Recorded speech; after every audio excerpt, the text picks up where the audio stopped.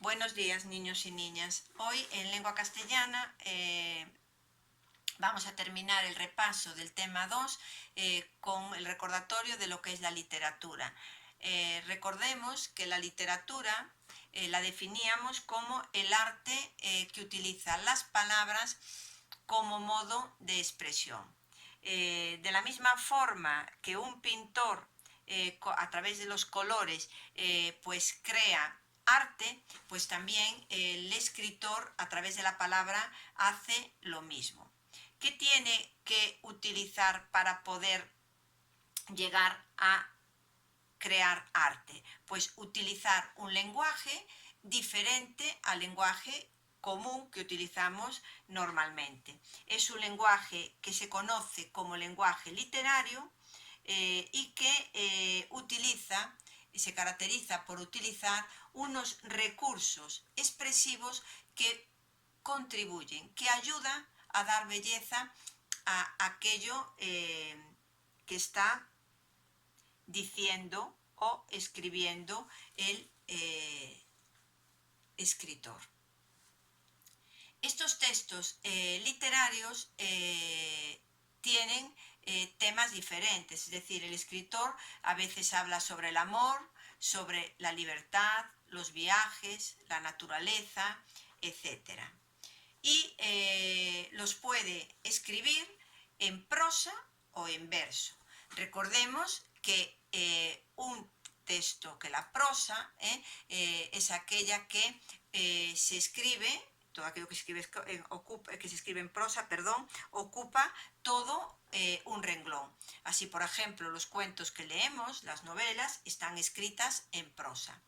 Mientras que las obras en verso son aquellas que se escriben en líneas cortas, que conocemos como versos, y son obras que tienen un ritmo y una sonoridad especiales.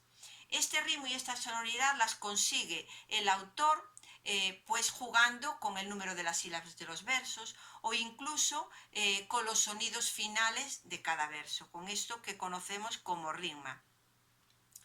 Y después tenemos que recordar que todas las obras literarias no tienen las mismas características. Y según las características, hay tres grandes géneros literarios.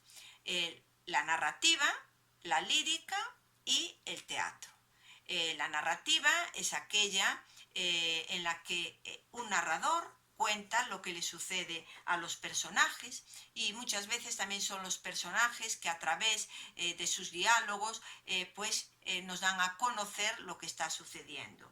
La lírica se escribe en verso y suele expresar los sentimientos del autor.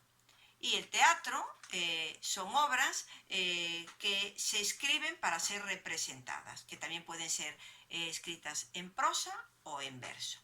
Con esto finalizamos la lección y vamos a ir a la caja azul. Aquellos que no tienen el libro digital no pasa nada porque vamos a hacer esta autoevaluación que yo os prepararé en una ficha para que podáis, perdón, aquí no sé qué toqué, para que podáis hacerla exactamente igual que vuestros compañeros. Esta ficha aparecerá en la página web del libro. Después, aparte, vais a hacer también, pinchamos aquí en la V, esa de siempre, y vais a hacer los ejercicios de palabras monosémicas, lenguaje y las lenguas, y los sonidos K, Z y G suave. Vuelvo a decir que los que no podáis acceder al libro digital no pasa nada, porque entraríais en Aula Edutere, en lengua castellana del primer trimestre, y haríais estos ejercicios que os aparecen aquí sobre monosemia, palabras polisémicas, etc. Con esto queda terminado el tema.